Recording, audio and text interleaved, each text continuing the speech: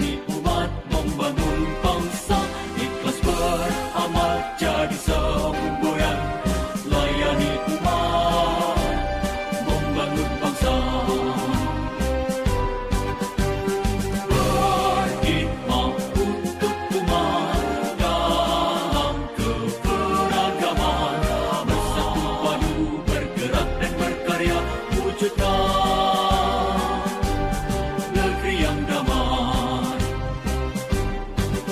Berkhidmat untuk umat, membina, membimbing dan mendidik, wujudkan masyarakat taat beragama, wujudkan masyarakat sejahtera lahir dan batin. Berkhidmat untuk umat, membina, membimbing dan mendidik, mantapkan kerukunan umat dan antar umat beragama, beramal ma'ruf nahi munkar, jalani kehidupan. Khidmat untuk umat, untuk perdamaian, untuk Indonesia Jaya. Khidmat untuk umat, untuk perdamaian, untuk Indonesia Jaya. Berkhidmat untuk umat, membina, membimbing dan mendidik, wujudkan masyarakat taat beragama, wujudkan masyarakat sejahtera lahir dan batin. Berkhidmat untuk umat, membina, membimbing dan mendidik, mantapkan kerukunan umat dan antar umat beragama, beramal ma'ruf nahi munkar. Dalam memaknai kehadiran Kementerian Agama, semangat memperingati Hari Amal Bakti tahun 2025 tak dapat dipisahkan dari komitmen seluruh jajaran Kementerian Agama dalam mendukung dan mengimplementasikan cita pemerintahan Prabowo Gibran, antara lain memperkokoh ideologi Pancasila, demokrasi dan hak asasi manusia, hingga memperkuat penyelarasan kehidupan yang harmonis dengan lingkungan, alam dan budaya, serta peningkatan toleransi antar umat beragama untuk mencapai masyarakat adil dan makmur.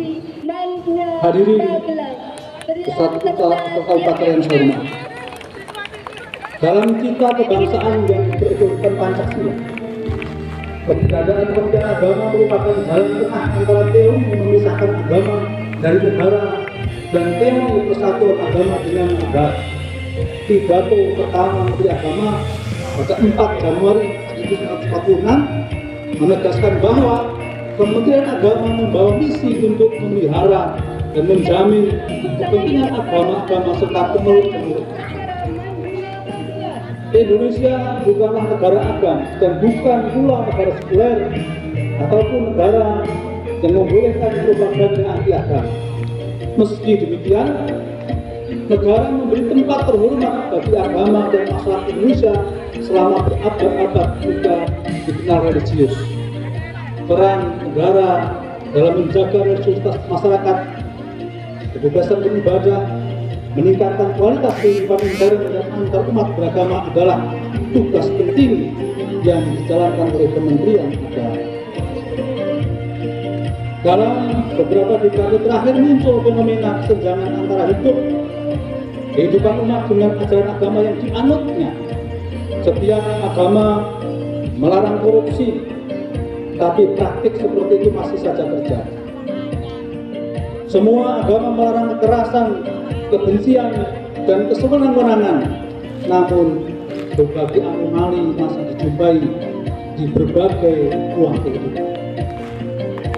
Dalam hubungan ini, mendekatkan jarak psikologis dan jarak sosial antara pemeluk agama dan ajaran agama menjadi tolak ukur keberhasilan tugas Kementerian Agama yang amat substansial. Semakin dekat umat dengan ajaran agamanya, itulah bukti sukses tugas Kementerian Agama. Tantangan ini perlu disadari dan dijawab oleh segenap jajaran Kementerian Agama dan seluruh Indonesia. Hadirin peserta upacara yang saya hormati, Hari Amal Bakti Kementerian Agama ke-79 mengusung tema umat rukun menuju Indonesia Emas. Ini merupakan wujud nyata dari misi Astacita pemerintah Prabowo Gibran yang mengamanatkan betapa Indonesia Emas dapat terwujud jika umat hidup rukun dan harmonis. Sebaliknya, Indonesia Emas akan sulit diwujudkan sekiranya umat tidak rukun dan tidak harmonis.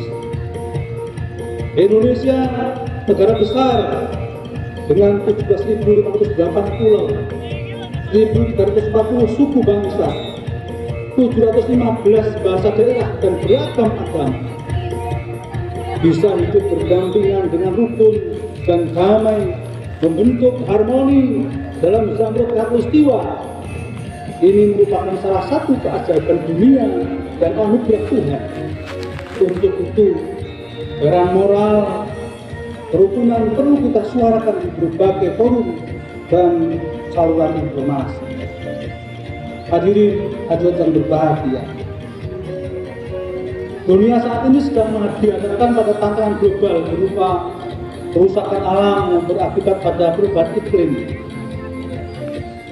Kementerian Agama harus mampu menguatkan peran dalam kampanye penyelarasan kehidupan yang harmonis dengan lingkungan, dengan alam, dengan budaya, sejalan dengan Astacita Presiden. Suara agama sangat dibutuhkan dalam kampanye pencegahan kerusakan iklim. Forum Conference of the Parties atau COP ke-28 tahun 2023 di Abu Dhabi dan COP ke-29 di Azerbaijan secara khusus membuka Pavilion Iman sebagai platform bersama para tokoh lintas agama untuk menyuarakan pentingnya pelestarian alam dari perspektif agama-agama. Selain itu, deklarasi Istiqlal yang ditandatangani oleh pemimpin Gereja Katolik Paus Fransiskus dan Imam Besar Masjid Istiqlal Jakarta pada 5 September 2024 juga menegaskan tentang pentingnya persatuan, toleransi, kemanusiaan dan penanggulangan perubahan lingkungan. Secara geopolitik, krisis global juga terjadi akibat konflik berkepanjangan. Banyak negara merindukan kerukunan dan kedamaian, maka dunia tertuju pada Indonesia yang diproyeksikan menjadi kiblat kerukunan dunia. Ini juga menjadi tantangan Kementerian Agama untuk terus merawat dan meningkatkan toleransi. Indonesia mempunyai harta yang tidak tertakar nilainya, yakni kerukunan umat beragama. Hadirin peserta upacara yang saya hormati, salah satu tugas terpenting Kementerian Agama di samping bimbingan kehidupan beragama dan sarana peribadatan ialah peningkatan kualitas pendidikan agama dan keagamaan pada semua jalur, jenjang, dan jenis pendidikan. Pendidikan adalah tumpuan masa depan yang harus difasilitasi dengan sistem pendidikan berkualitas dan terjangkau.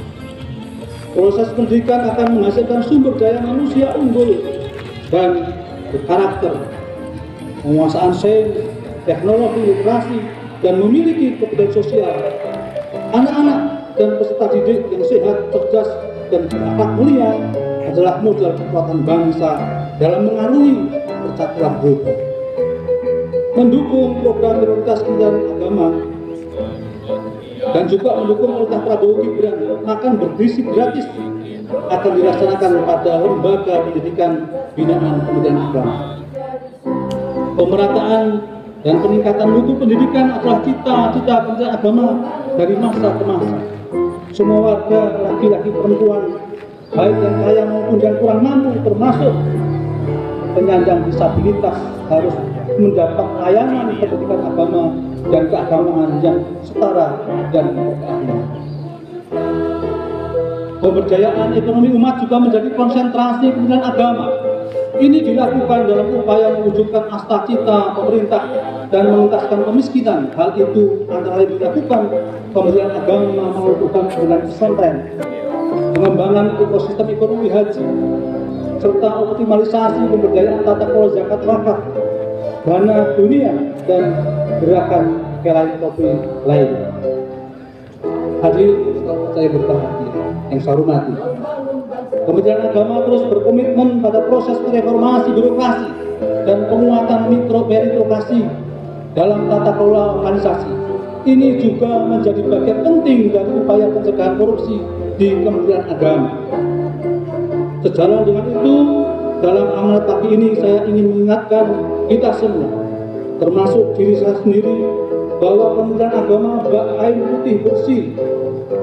Sedikit noda pun terpercik akan nampak jelas terlihat. Seluruh unsur pimpinan dan pegawai Kementerian Agama harus menjadi contoh dalam pergaulan, menjadi contoh dalam pencegahan dan pemberantasan korupsi. Para pimpinan di Kementerian Agama harus tampil terdepan dalam komitmen kejujuran dan keteladanan. Seorang tokoh teladan pemberantasan korupsi, almarhum Baharudin Lopa, mengatakan, banyak yang salah jalan, tapi merasa tenang karena banyak teman yang sama-sama salah. Beranilah menjadi benar meskipun sendirian. Saya yakin banyak orang-orang jujur dan lurus di Kementerian Agama.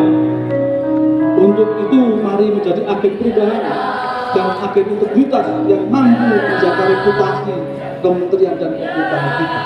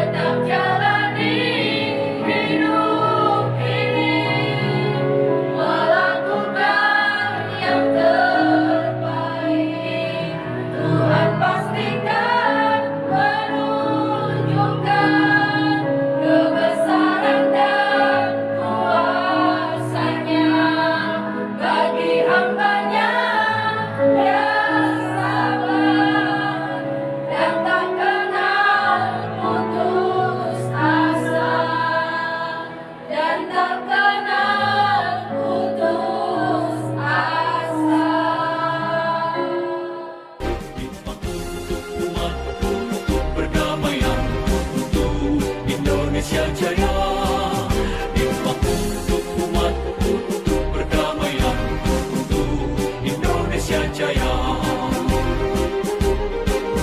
Berhikmah untuk umat, membina, membimbing dan mendidik, wujudkan masyarakat